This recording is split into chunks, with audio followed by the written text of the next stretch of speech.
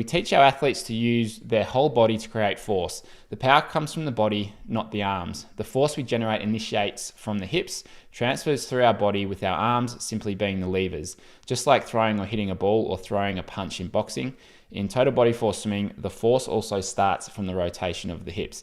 And that's, completely agree with that, because if you are just using your legs or just using your arms to swim and you're not getting that use of the entire body, you're going to become tired very quickly.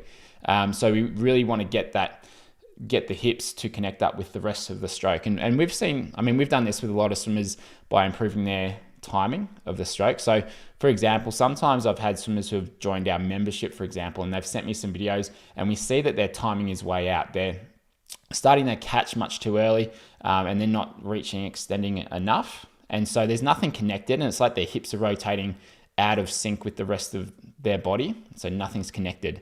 And then when we get the right timing happening, then we see that, all right, they're starting to connect up their catch with the rotation of the hips and all that sort of stuff. And it makes a huge difference to the effort that they've got to put in for the return on their times. To generate the force, the hips roll to the breathing side and then back to center. We think of it as a pole through the top of the head, or like a chicken on a skewer at a rotisserie.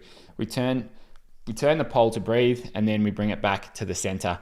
And again, you've probably heard me talk about that similar sort of concept where, yes, imagine you've got this pole through your spine, and we want to keep everything nice and long. And then obviously when we rotate, we still sort of keep it on that pole or that skewer and bring it back to center. And if you saw our Greg Paltrinieri analysis, so this is an analysis we did on YouTube of Greg Paltrinieri, who got the second fastest time in the 1500 quite recently.